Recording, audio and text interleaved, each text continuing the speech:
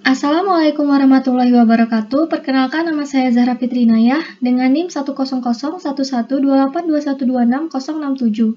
Saya dari Prodi Ilmu Kesehatan Masyarakat, Fakultas Kesehatan Masyarakat, kelas IKMA. Baiklah, jadi pada video ini saya akan menjelaskan bagaimana sih cara mengerjakan soal menggunakan uji T tidak berpasangan. Jadi untuk soalnya bisa kita lihat. Suatu penelitian ingin mengetahui hubungan status merokok ibu hamil dengan berat badan bayi yang dilahirkan. Responden terbagi dalam dua kelompok, yaitu mereka yang merokok 40 orang dan yang tidak merokok 50 orang. Hasil penelitian menunjukkan bahwa mereka yang merokok melahirkan bayi dengan rata-rata 2,9 kg dengan standar deviasi 0,1 kg. Sedangkan mereka yang tidak merokok melahirkan bayi dengan rata-rata 3,2 kg dengan standar deviasi 0,1 kg. Ujilah apakah ibu yang merokok akan melahirkan berat bayi yang lebih rendah dibandingkan ibu-ibu yang tidak merokok dengan alfa 5%. Baiklah, dari soal ini saya sudah menuliskan baik rumus maupun apa-apa saja yang sudah diketahui dan apa yang akan kita selesaikan nanti. Namun sebelum mengerjakan semua ini, kita harus mengetahui terlebih dahulu apa saja HA0 dan HA-nya. Jadi untuk HA0-nya itu, ibu yang merokok akan melahirkan berat badan bayi sama dengan ibu yang tidak merokok. Lalu untuk HA-nya itu, ibu yang merokok akan melahirkan berat badan bayi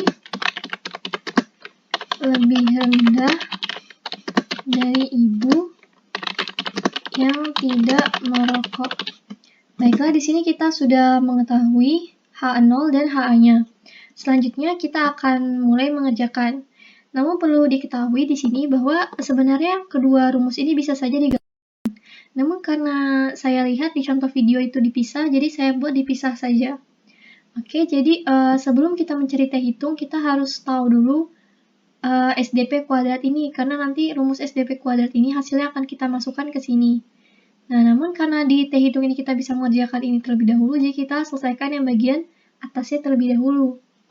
Oke, jadi kita lihat X1-nya itu 2,9 dikurang X2-nya 3,2. Lalu kita kerjakan yang bagian SDP kuadrat, yang bagian atas dan bagian bawah. Untuk yang bagian atasnya yaitu kita lihat N1-nya itu berapa? 40 dikurang 1 tutup kurung. Lalu S1-nya itu 0,1 karena kuadrat, jadi langsung saja kita kalikan 0,1 dikali 0,1. Ditambah untuk N2-nya itu 50 dikurang 1. Lalu S2-nya sama saja dengan S1 tadi, jadi kita tulis ulang. Nih, kita enter.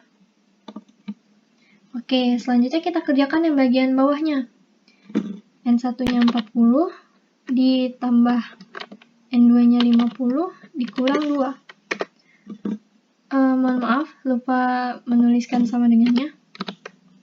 Oke, selanjutnya karena sudah diketahui atas dan bawah, kita bisa mencari SDP kuadrat. Kita tulis langsung dibagi yang bagian bawahnya. Oke, dapat 0,01. Selanjutnya karena SDP kuadratnya sudah dapat, SDP-nya ini bisa kita masukkan ke sini.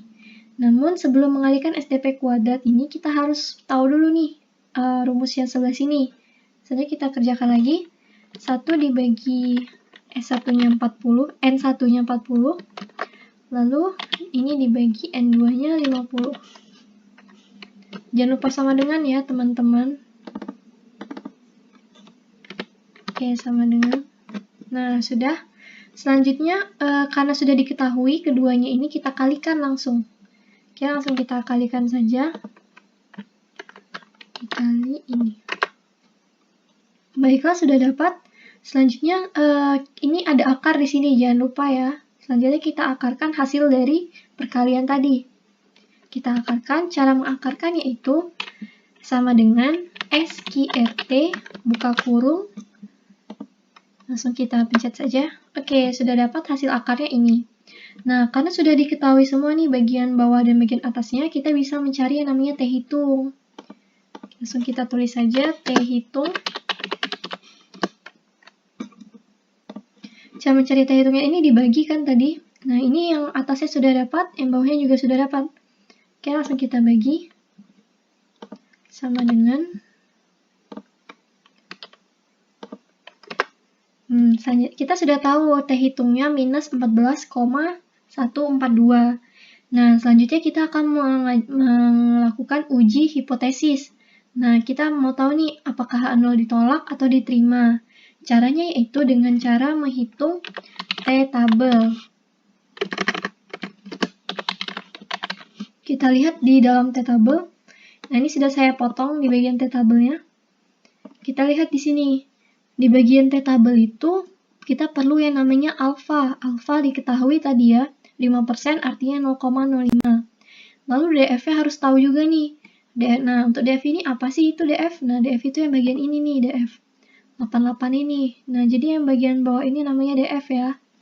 Oke, jadi karena di bagian sini nggak ada nih 88, kita lihat yang paling mendekati dengan 88. Yang paling mendekati yaitu 90. Nah, lalu alfanya tadi 0,05. Kita tarik garis lurus ke tengahnya, didapatlah T-tabelnya adalah 1,662. Oke, kita singkirkan lagi. 1,662. Nah, kita sudah tahu nih T hitung dan T-tabelnya. Selanjutnya kita membuat kesimpulan. Jadi kesimpulannya apa sih? Kesimpulannya H0 ditolak. Oke, kenapa ditolak? Karena T hitung itu lebih kecil daripada T-tabel. Nih, bisa kita lihat di sini T hitungnya lebih kecil ya, tabelnya lebih besar. Jadi, berat badan bayi dari ibu yang merokok lebih rendah daripada berat ibu yang tidak merokok. Oke, jadi kesimpulannya adalah H0 ditolak karena T hitung lebih kecil dari T-tabel. Jadi berat badan bayi dari ibu yang merokok lebih rendah daripada berat bayi ibu yang tidak merokok. Baiklah, mungkin itu saja yang bisa saya sampaikan pada penyelesaian soal kali ini. Saya Zara Fitrinayah, mohon maaf bila ada salah kata. Wassalamualaikum warahmatullahi wabarakatuh.